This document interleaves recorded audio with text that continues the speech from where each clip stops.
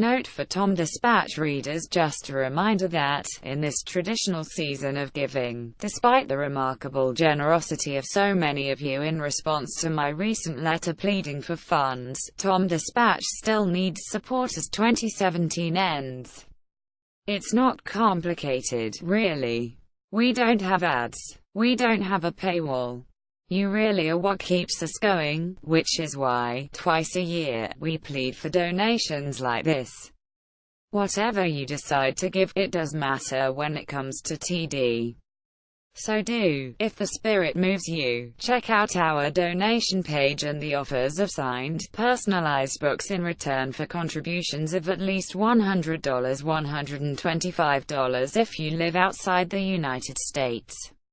And for those of you who have already given, I just can't thank you enough. Tom and June, an American Green Beret, was reportedly strangled to death in Mali by U.S. Navy SEALs, allegedly in connection with a shadowy money-skimming scheme the military is currently investigating. In July, The Intercept, the London-based research firm Forensic Architecture, and Amnesty International revealed that a drone base used by U.S. forces in Cameroon was also a site for illegal imprisonment, brutal torture, and even killings on the part of local forces. The military is investigating. In August, according to a blockbuster investigation by the Daily Beast, U.S. Special Operations Forces took part in a massacre in which 10 Somali civilians were killed, the military is investigating. In October, 4 Special Operations soldiers were killed in murky circumstances during an ambush by militants in Niger, the military is investigating. This spate of questionable, scandalous, or even criminal activity involving U.S. forces in Africa should come as little surprise. Over the last decade and a half, operations on the continent have been expanding and evolving at an exponential rate. A token number of U.S. troops has grown into a cast of thousands, now carrying out about 10 separate missions per day, ranging from training to combat operations, which are up 1,900% since last year alone. U.S. commandos sent to that continent have jumped from 1% of Special Ops forces deployed overseas in 2006 to nearly 17% today, the highest total outside the Middle East. There have also been numerous indications of U.S. forces behaving badly from one side of the continent to the other. Few in the mainstream media or among those tasked with oversight of such operations have, however, taken any significant notice of this. We don't know exactly where we're at in the world, militarily, and what we're doing, said Senator Lindsey Graham, a member of the Senate Armed Services Committee, in the wake of the ambush in Niger. More recently, Congressman Ted Lieu of the House Foreign Affairs Committee added, from combating al-Shabaab in Somalia to Boko Haram in Nigeria, U.S. military personnel are deployed across the African continent with little public scrutiny or awareness. This attention deficit helped set the stage for the recent scandals that have forced lawmakers and the public to take some notice. The situation of the U.S. military in Africa is, in some respects, not unlike that in California, where Tom Dispatch regular Rebecca Gordon begins her latest article. There, climate change, charged dry weather and unseasonably warm temperatures made the state a tinderbox that recently burst into a series of devastating wildfires. The U.S. military has created its own tinderbox in Africa, where long-time expansion without oversight has led to a series of blazing scandals, and all of this is just a small part of the larger story told by Gordon of a world filled with a dry underbrush of decades of failed U.S. policies and of a president with a penchant for setting fires. Once, ignoble political calculations, futile strategies, ideological idiocy, and intellectual ineptitude provided flashpoints capable of sparking foreign policy failures, conflicts, or ruinous domestic policies. Today, writes Gordon, the commander-in-chief functions as a one-man flamethrower, setting blazes the world over as a matter of women embracing the inferno as an end in itself.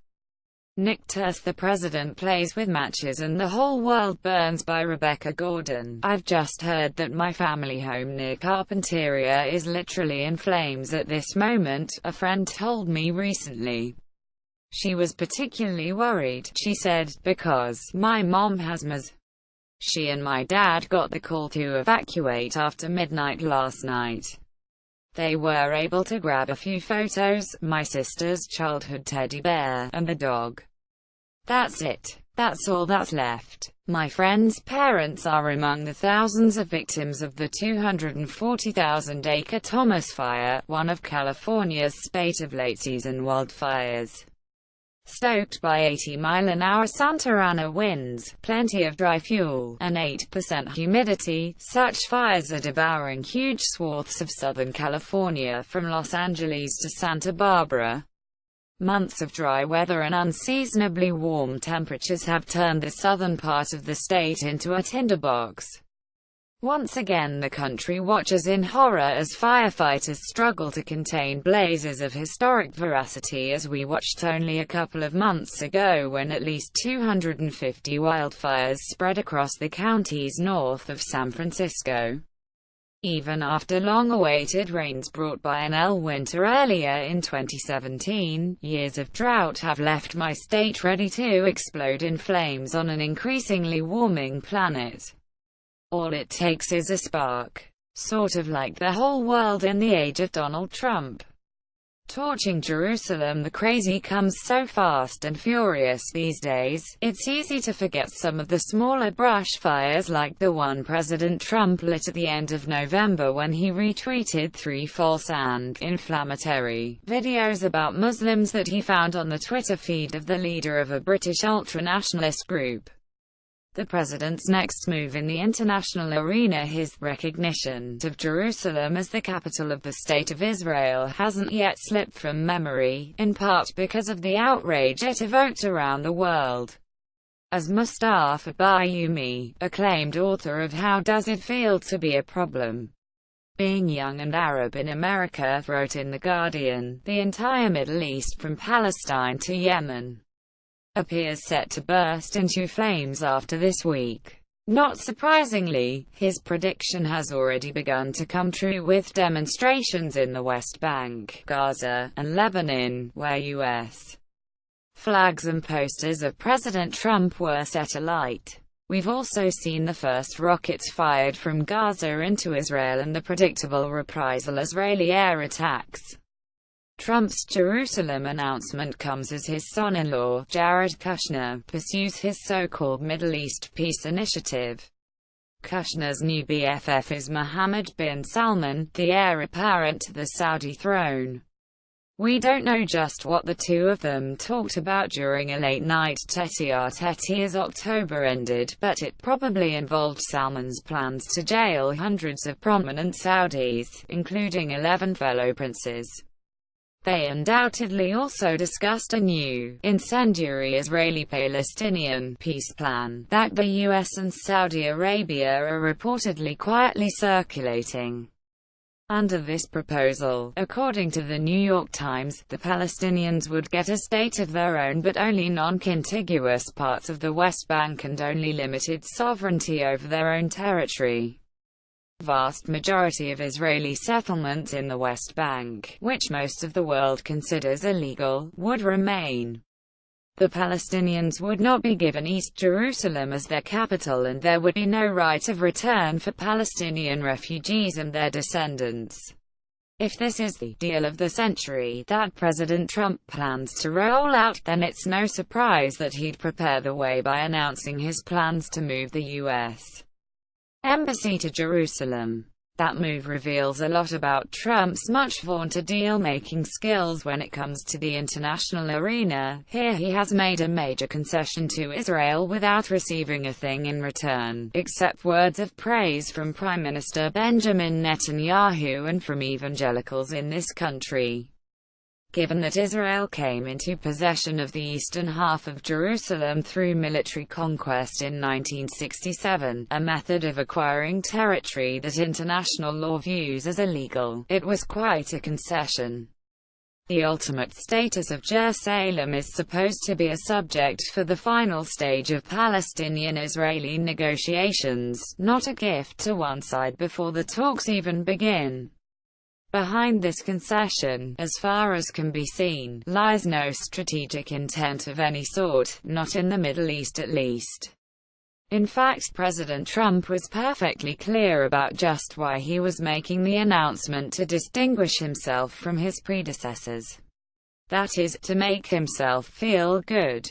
While previous presidents have made moving the U.S. Embassy to Jerusalem a major campaign promise, they failed to deliver. Today, I am delivering. Some say, he added, that his predecessors failed because they lacked courage. In point of fact, Trump did not exactly deliver either. Just like his predecessors, he promptly signed a semi-annual waiver that once again delayed the actual embassy move for 6 months. Pyromania. Rather than serving a larger Middle East strategy, Trump's Jerusalem announcement served mainly his own ego. It gave him the usual warm bath of adulation from his base and another burst of the pleasure he derives from seeing his name in the headlines. In his daily behavior, in fact, Trump acts less like a shrewd deal-maker than a child with pyromania, one who relieves anxiety and draws attention by starting fires. How else to explain his tendency every time there's a lull in the coverage of him, to post something incendiary on Twitter? Each time, just imagine him striking another match, lighting another fuse, and then sitting back to watch the pyrotechnics. Here is the grim reality of this American moment: whoever has access to the president also has a good shot at pointing this human flamethrower wherever he or she chooses, whether at Little Rocket Man in North Korea or Doug Jones in Alabama, although that flame turned out to be, as they British say, a damp squib. The Middle East has hardly been the only part of the world our president has taken visible pleasure in threatening to send up in flames. Consider the situation on the Korean Peninsula, which remains the greatest danger the world faces today. Who could forget the way he stoked the already glowing embers of the Korean crisis in August by threatening to rain fire and fury like the world has never seen, an obvious nuclear reference on North Korea? And ever since it's only gotten worse. In recent weeks, for instance, not only Trump but his coterie have continued to ramp up the rhetoric against the country. Earlier this month, for instance, National Security Advisor General H.R. McMaster renewed the threat of military action, saying ominously, "There are ways to address this problem short of armed conflict, but it is a race because North Korean leader Kim Jong-un's getting closer and closer to having a nuclear capacity to hit the United States, and there's not much time left." In September, Trump's ambassador to the United Nations, Nikki Haley, reinforced this message in an interview with CNN. If North Korea keeps on with this reckless behavior, if the United States has to defend itself or defend its allies in any way, North Korea will be destroyed. Indeed, Arirang, a nuclear non-proliferation specialist at MIT, thinks the Trump administration may already have accepted the inevitability of such a war and the near guarantee that South Korea and Japan will be devastated as well as long as it comes before North Korea can effectively launch a nuclear strike on the U.S. mainland. There are a lot of people who argue that there's still a window to stop North Korea from getting an ICBM with a nuclear warhead to use against the United States, he commented to The Washington Post. They're telling themselves that if they strike now, worst-case scenario, only Japan and South Korea will eat a nuclear weapon. You don't exactly have to be an admirer of Kim Jong-un and his sad outcast regime to imagine why he might be reluctant to relinquish his nuclear arsenal. North Korea remains the designated U.S. enemy in a war that, almost 7 decades later, has never officially ended. It's situated on a peninsula where the most powerful nation in the world holds military exercises twice a year. And Kim has had ample opportunity to observe how Washington has treated other leaders, Saddam Hussein and Muammar Gaddafi, who gave up their nuclear programs. Certainly, threats of fire and fury are not going to make him surrender his arsenal, but they may still make Donald Trump feel like a real commander-in-chief. Home fire's burning. It's not only in the international arena that Trump's been burning things up. He's failed for now to destroy the Affordable Care Act, though not for lack of striking matches, but the GOP has successfully aimed the Trump flamethrower at any vestiges of progressive taxation at the federal level. And now that the House and Senate are close to reconciling their versions of tax legislation, the Republicans have made it clear just why they're so delighted to pass a bill that will increase the deficit by $1.5 trillion. It gives them a reason to put to flames what still remains of President Franklin Roosevelt's New Deal of the 1930s and President Lyndon Johnson's Great Society of the 1960s. House Speaker Paul Ryan gave a vivid sense of where that presidential flamethrower could be aimed soon when he told radio host Ross Kaminsky, "We're going to have to get back next year at entitlement reform, which is how you tackle the debt and the deficit." The goal: cutting appropriations for Medicare and Medicaid programs shepherded through Congress in the mid-1960s by Lyndon Johnson. These achievements helped realize his vision of the United States as a great society, one that provides for the basic needs of all its citizens. Meanwhile, when it comes to setting the American social environment on fire, President Trump has already announced his post-tax bill target du jour: welfare reform. Welfare reform, not a subject he even mentioned on the campaign trail in 2016, but different people are aiming that flamethrower now. The Hill reports the scene as Trump talked to a group of lawmakers in the Capitol basement, ticking through a number of upcoming legislative priorities. Trump briefly mentioned welfare reform. Sources in the room said, "We need to do that. I want to do that," Trump told rank-and-file lawmakers in a conference room in the basement of the Capitol. The welfare line got a big applause, with one lawmaker describing it as an off-the-charts reception. "We know that getting big applause guarantees that a Trump line will also get repeated." At a time when entitlement has become a dirty word, we'd do well to remember that not so long ago it wasn't crazy to think that the government existed to help people do collectively what they couldn't do as individuals. As a friend said to me recently, taxes are a more organized way of crowdfunding human needs. Who even remembers that ancient time when candidate Trump, not yet an arsonist on the home front, promised to protect Medicare, Medicaid, and Social Security? President Trump is a different matter. It seems likely, however, that at least for now the Republicans won't push him on Social Security because, as Paul Ryan told the Washington Post's Wonk blog, the Republicans don't have enough votes to overcome a Senate filibuster and the program is too popular back home for a supermajority of Republicans to go after it. Why can they pass a tax reform bill with only a simple majority, but not Social Security cuts?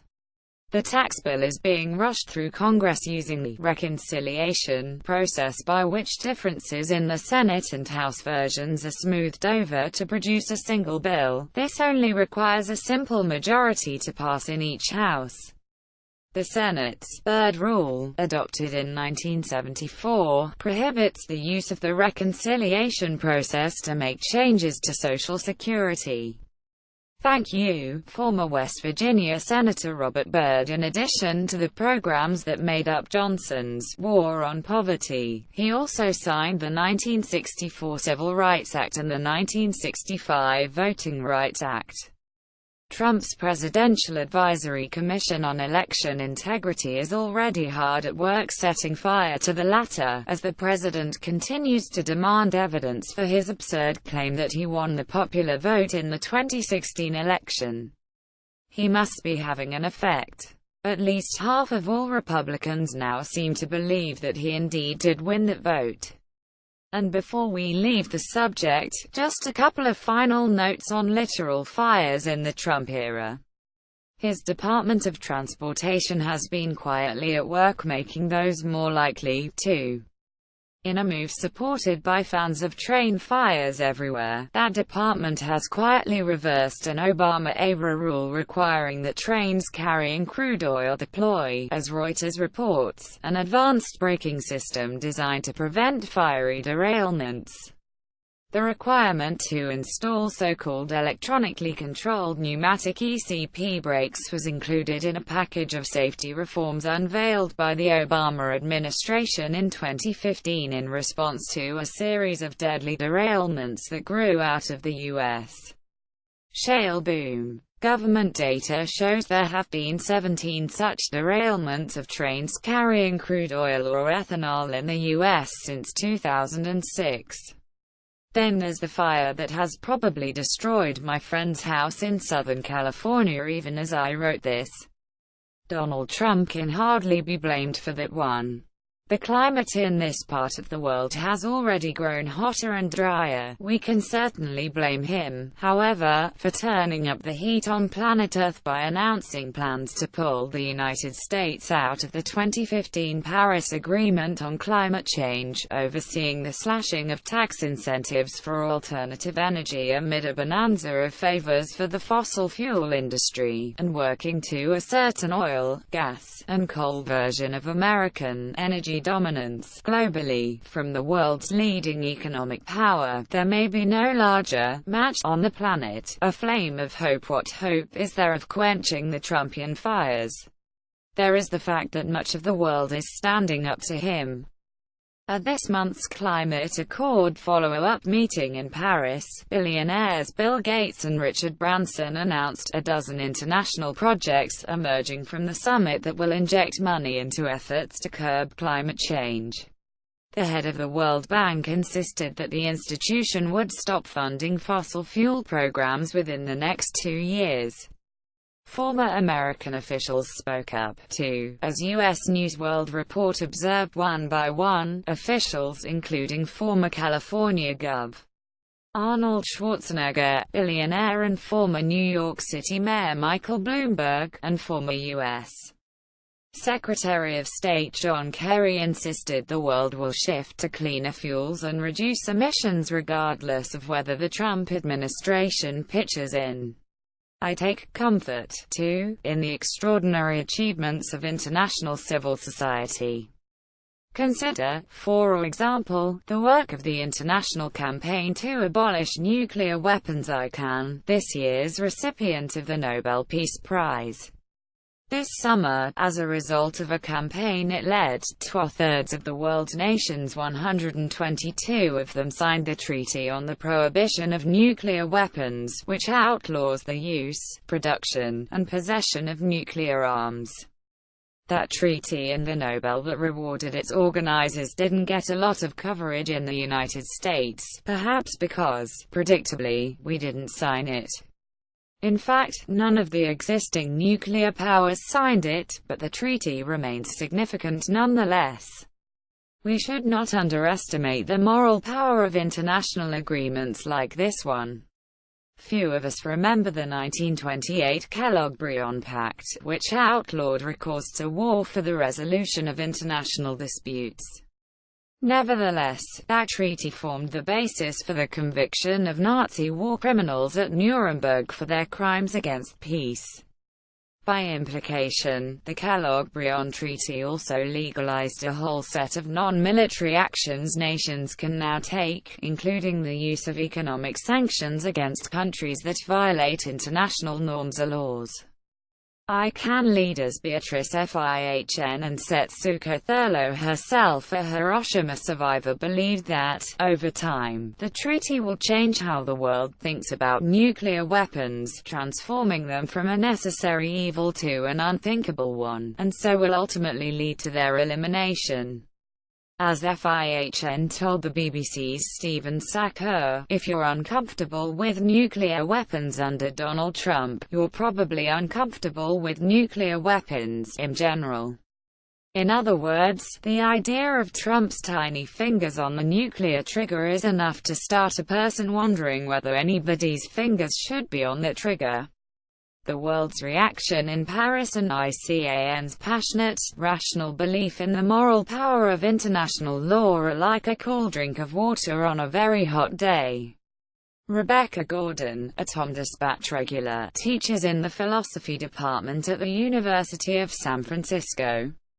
She is the author of American Nuremberg: The U.S. Officials Who Should Stand Trial for Post-9/11 War Crimes. Her previous books include Mainstreaming Torture, Ethical Approaches in the Post-9/11 United States, and Letters from Nicaragua. Follow TomDispatch on Twitter and join us on Facebook. Check out the newest Dispatch book, Alfred McCoy's In the Shadows of the American Century: The Rise and Decline of U.S. Global Power, as well as John Dower's The Violent American Century: War and Terror Since World War II, John Pfeffer's dystopian novel Splinterlands, Nick Turse's Next Time They'll Come to Count the Dead, and Tom Englehart's Shadow Government Surveillance, Secret Wars, and a Global Security State in a Single Superpower World. Copyright 2017 Rebecca Gordon.